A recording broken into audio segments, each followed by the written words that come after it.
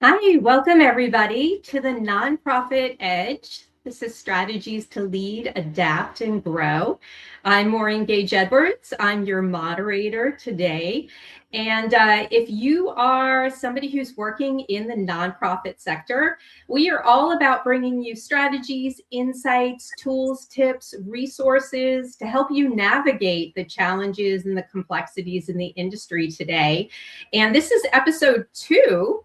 And the person who is going to be sharing all of the best practices, the one who created this live stream from John Consulting, is the none other than Joe Don himself. Hey, Joe, how you doing? Hey everybody, it's good to see you. It's good to see you too, Maureen. Yeah, good to see you too. Very excited. We had our kickoff episode last week. We're back with episode 2.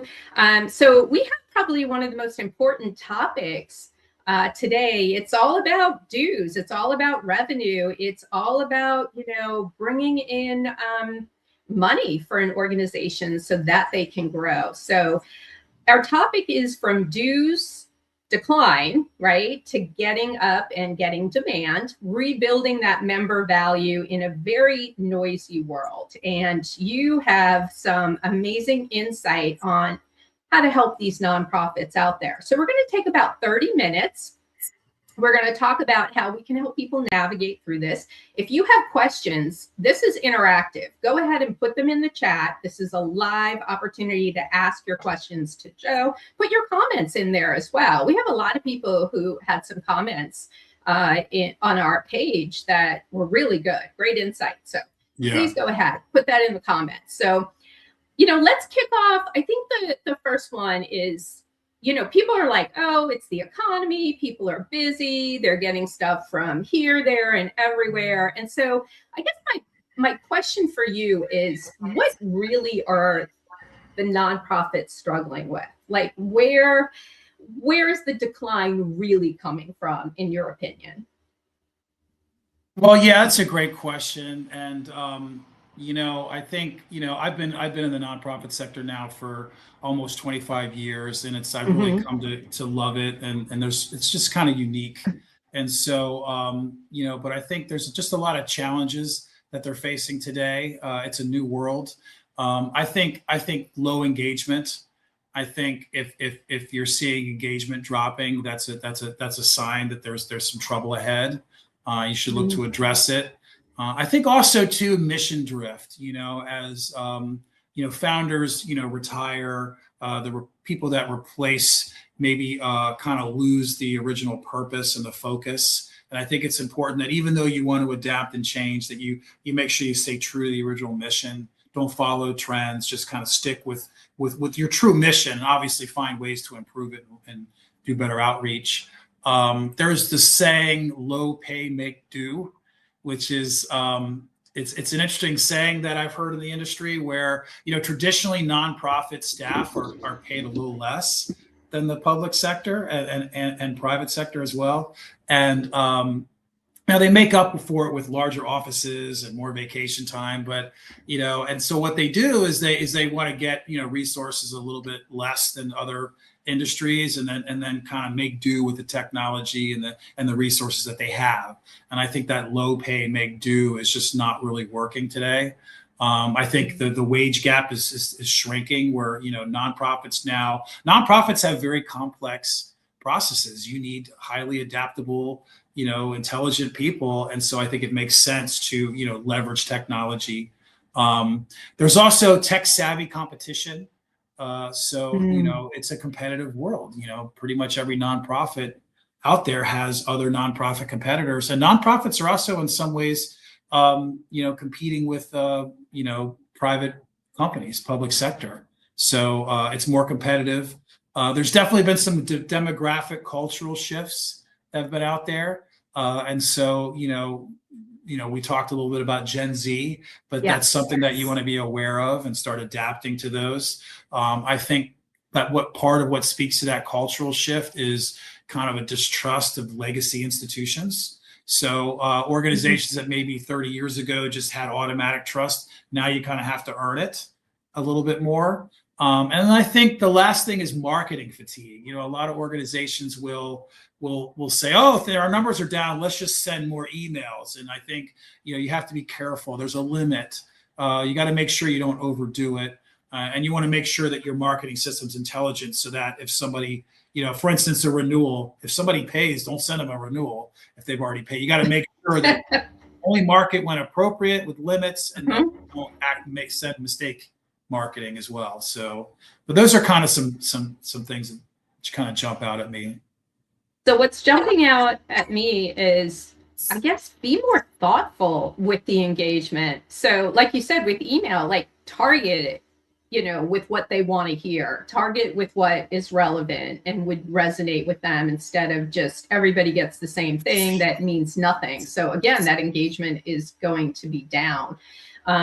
It sounds like they have, I mean, nonprofits have always paid less than most, but because people believed in the mission, you know, they have said, I'll take less pay because I believe in this. It sounds like people aren't necessarily believing in things as much anymore. They need to be, you know, more dedicated to it, more like the Gen Zs need to be more convinced that there is a trust value. So it seems like their value prop needs to be more powerful, and that membership model needs to have a stronger value prop. So have you any things that when you come in, do you diagnose like maybe 2 or 3 things that can help with the value prop? Well, I think the first thing you would want to look at is, you know, are they measuring engagement? You know, engagement's very important. And, you know, everyone knows, all the research shows that, you know, when we measure, you know, engagement drops, your chance of losing members is definitely increases. So, you know, I want to make sure that there is engagement metrics systems in place, so you can actually measure who's engaged and who isn't engaged, and react accordingly. I also think that, you know, are there marketing campaigns set up? Are you able to track what works and what doesn't work? Do you have marketing campaigns defined? Are they in your system? And do you allow people to tell you how they heard about you? Are you tagging different products and different things to know what marketing works and what doesn't? So that's another piece of business intelligence that's important. I also think that you know, they basically doing a SWOT analysis. You know, taking a look at who are your competitors, and, you know, those that don't know what SWOT means, is strength, weaknesses, opportunities, and threats. So you want to you know, you want to make sure that you know, you do those analysis, and you do honest analysis to really understand where you are in the market. And then, you know, what are your threats and what are your opportunities, and where you can basically not only maximize your opportunities, but then minimize the threats. And then I think, you know, making sure that there's great channels of feedback. You know, you want to make sure that, you know, if you lose a member, you know, you want to make sure that you know why, and that you're always giving the opportunity for people to give feedback. So those are 3 or 4 things. So you're talking my language as somebody who's been in marketing many years. And one, I cannot tell you how many people do not look at metrics at any level, even marketing people. I always say metrics drive the creative. You have nowhere to go if you don't know what's working and what isn't, and how quickly you can pivot. You're just flying blind. So excellent advice. The other thing I think is really important is surveys. But the problem is people don't want to fill them out. Like, you've got to give them an incentive, especially if you're looking at Gen Z and that's your up and coming, you know, people who are going to drive growth for you. If they're not, you know, joining your organization, you're not going to get money long term. They are the ones who have been known to go ahead and fill out surveys, but you got to incentivize them to do it, or else you're not going to get the feedback. Yeah, you know, speaking of feedback, there was an astute commenter on our post on LinkedIn who talked about how everything kind of begins with empathy. And that's true. I mean, people need to know that you care. And a lot of times, if you just ask people, hey, what, you didn't renew, we're sorry to see you go, can you tell us why? A lot of times, if there's someone who leaves because they don't think anyone cares, show them you care by asking them why. And then I think it's that care, it's that empathy that kind of opens the door for people are willing to, well, this person cares, let me go ahead and spend some time giving them some feedback. And then, that leaves the door open to kind of build that trust, if that makes sense. Oh, no, I totally agree. And I always say, tell them up front, I only need 5 minutes of your time, because people don't want to think this is like 20 questions, because they're going to check out. I know I do surveys and I'm like, I only want 2 minutes. I only want 5 minutes. I only have 5 questions for you. Because we've talked about, people are like, oh, I'm not going there. So if you tell them up front, this is going to be quick, they're much more willing to go ahead and give you the time. That is like fabulous advice that people can implement. Like, they can do this today. Like, they can take this and just turn around and go, I heard a few things. I can do this. I heard it from Joe on his live stream, and this is great. So you are an iMIS expert. I have learned so much about iMIS. Good. And, we're going to get into our episode 3 is going to really talk about iMIS and the tech stack, where you can really reach out on member behavior. But I'd like you to get into diving a little bit deeper into the tech stack and what iMIS can do, especially a new product that we've come out that's award-winning, Click Tracker for iMIS. Can you dive in a little bit deeper on technology and what they have to do automating and upping their game today with that? Okay. Well, those who have been around iMIS know that they came out with a new system. It was 2018-19, called EMS, and that stands for Engagement Management System, because it's really built around engagement. So engagement's the name of the game. And the first thing I would look at for clients is they really should have, it's a very small optional module. It's well worth it to implement engagement scoring advanced. And what that allows you to do is it allows you to really determine what constitute engagement. And then you basically would identify those components. You would set weights on those, what's more important. You'd basically set a score weight. A lot of times what we would do is we would set like a maximum value. Like, for instance, you want to know if people are engaging on your community website, but once they've engaged 20 times a week, we don't keep counting it after that. So kind of set the ceiling and the floor and the points. And, measure things like if they log in, if they register for an event, if they pay their dues, if they, if they're clicking around on your website, all the things that, if they give you a donation, if they buy a product, if they refer somebody. And then you basically build these up. And then what the engagement scoring does, it allows you to segment, like, who are my leaders and who are the people falling behind. So you define all this yourself. And then it'll go and retroactively give you your history and then generate the scores on a daily basis. So it really gives you a window into how people are engaged. They also have some really nice features where you could measure who are the people whose engagement's dropping.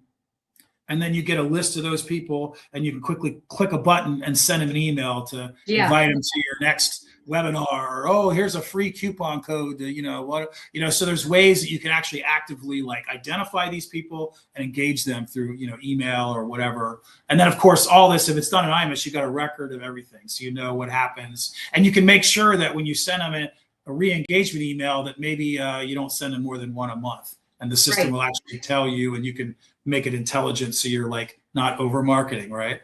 And then I think the other thing I look at is marketing campaigns.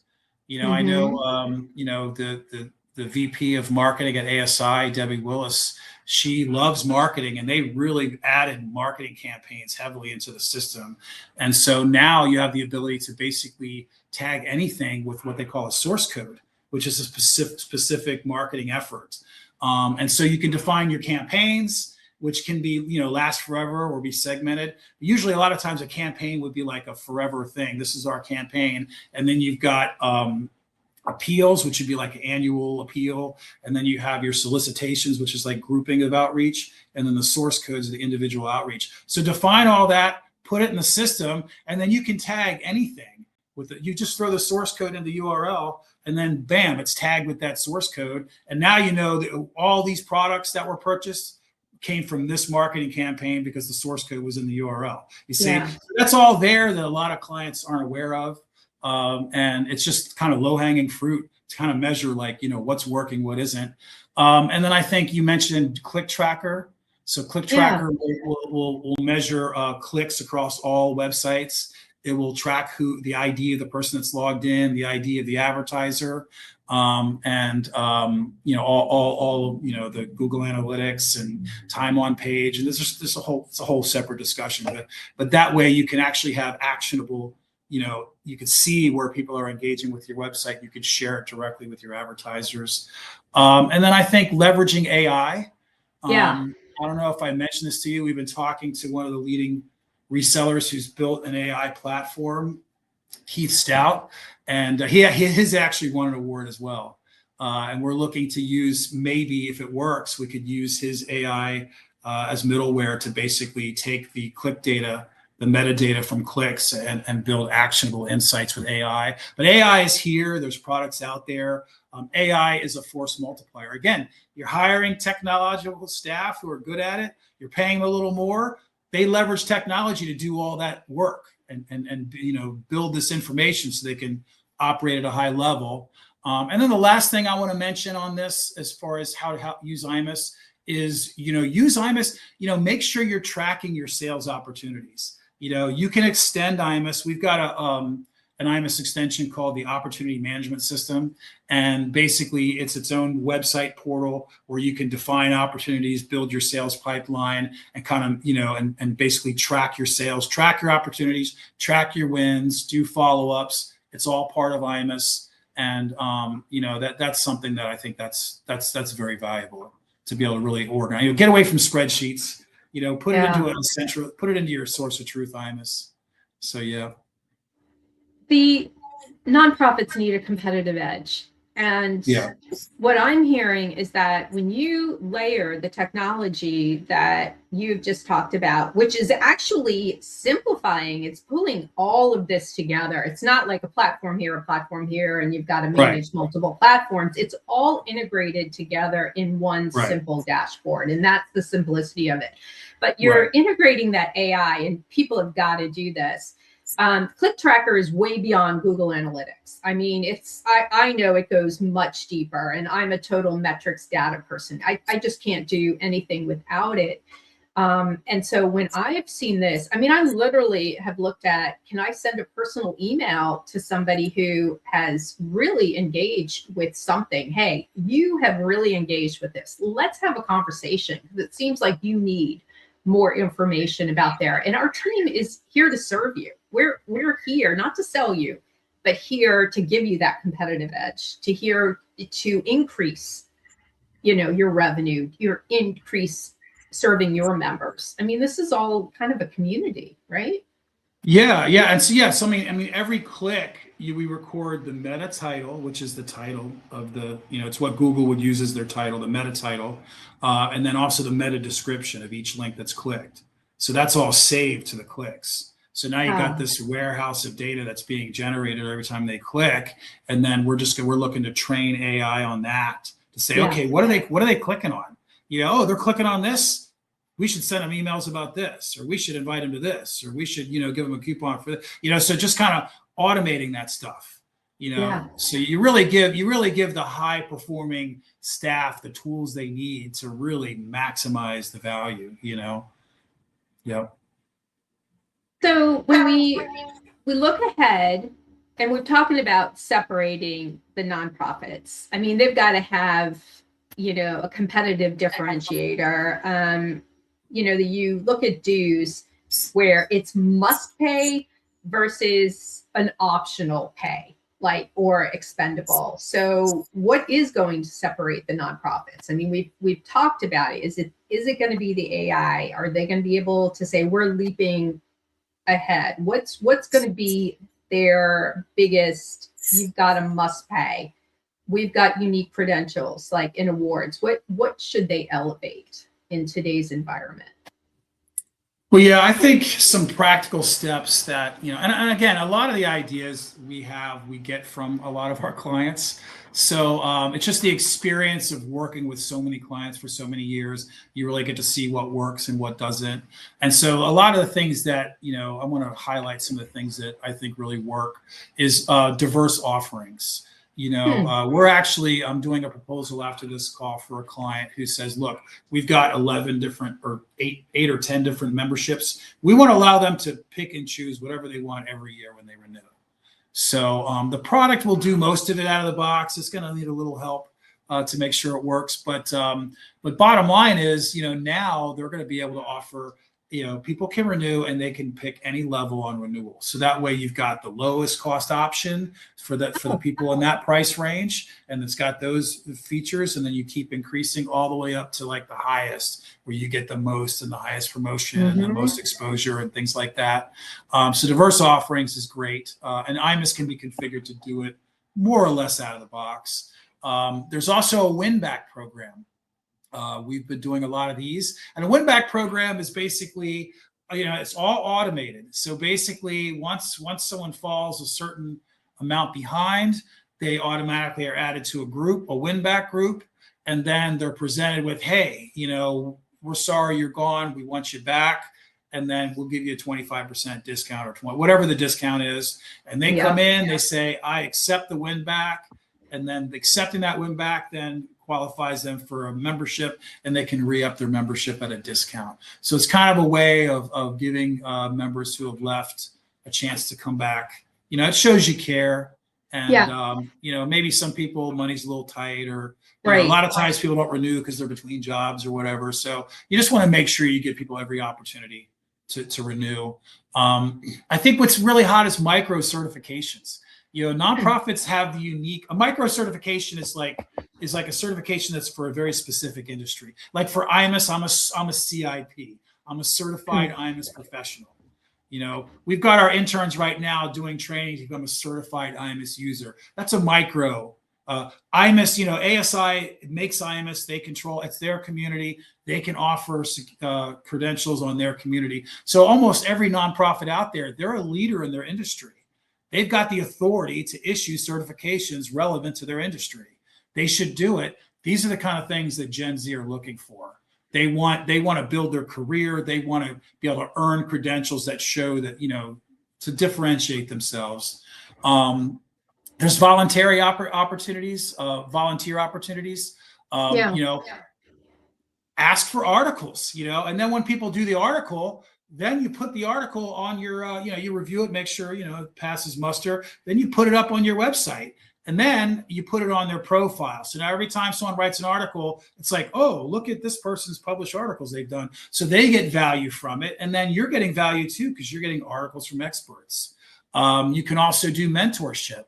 A lot of senior folks like myself, older guys are looking to, share a little bit of knowledge with younger people, and younger people are definitely they're looking for that advice. They're looking to network with some senior people to help them meet the right folks. These are things that add value. I think job boards, with iMIS is extendable. You can build job boards out of the box. We got half a dozen I can show you. So you could basically extend iMIS to offer a job board. It can be a revenue generator, or it could be a very helpful value add for membership, and it's a way to attract more, younger people looking for work to your website.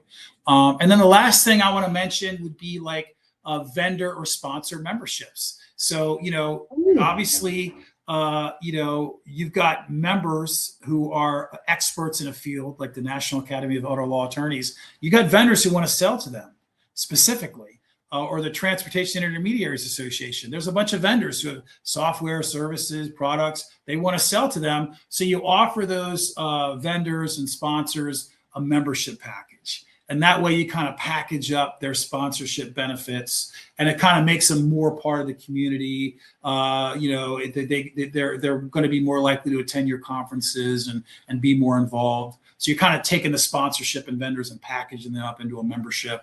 And again, offer many different levels depending on their level of interest or their budget. So that, yeah, those are, I know there's a lot there, but my gosh, there was so much there. I'm gonna have to clip this because I think you gave so much incredible information. One thing that I really love is the value-based pricing. We use that a lot in the business world because you're meeting them where they're at, where they can afford and what they get out of that. They decide where they want to go with that. I think that's amazing. When people sell tickets to an event, you either get the VIP package because those are the things you want, or you get the one you can afford, $99 or $199. I think that's fabulous. Yeah, you don't want to lose a customer on price. Nope. And then you don't want to leave money off the table if they want the extra items. So you always give them both. Yep. I think that's great. Mm-hmm. So final question, this 30 minutes, does it fly or what? So, share a client example in which they're, implementing maybe a few steps to increase dues revenue in their membership. Yeah, I think the client that really stands out to me in recent years is the Transportation Intermediaries Association. Mm-hmm. They're really a great client. We just did a live stream with ASI last week with them, and with Paul. Paul's one of our main contacts there, and they are really doing a lot. If people go to tianet.org, you can see that website. That's an iMIS website. And it's just loaded with features, and it's really using the product to its fullest extent. And a lot of these things I'm talking about, they do themselves. They have an opportunity management system.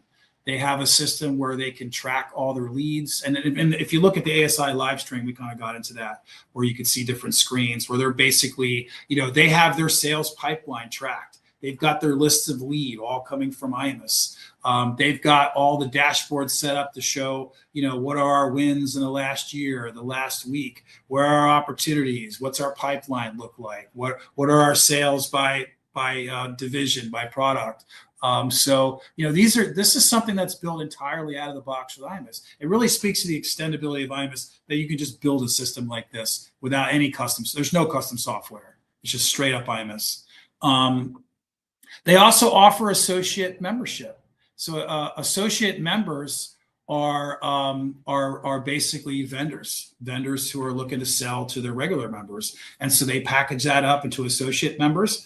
And those associate members have basically, there's different levels of sponsorship included in their membership. So that kind of gives them a steady revenue stream from sponsors, and then those sponsors then will get more value for their dollar, because by committing to an annual membership, it's just something that they kind of probably get more sponsorships than if they did it piecemeal.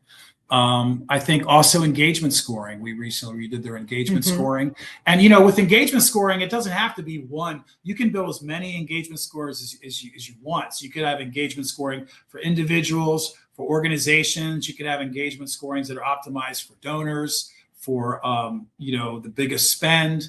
You can build as many engagement scoring systems as you need. It's unlimited. They also have they're using online marketing, so we're in the process of redoing that as well, so they can kind of we do email marketing. Let's throw the source code and the URL so we know that this is how they heard about it. So you kind of measure like what's effective. They offer they've got online directories for associates and for members, and then they sell optional promotional. So hey, you want to be an associate member? Great.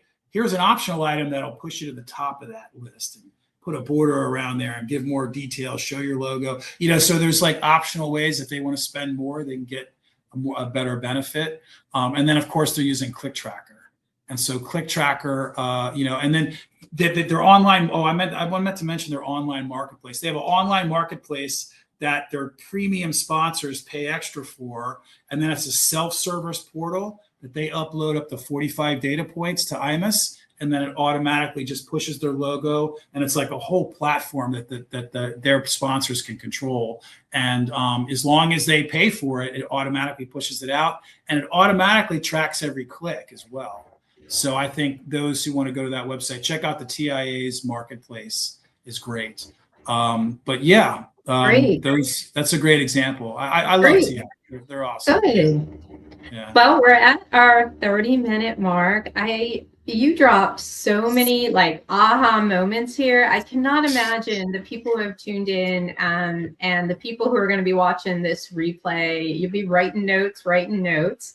I want to say thank you for those who have visited us again. And for those of you who have tuned in for the first time, I hope everybody's going to be joining us again for episode 3.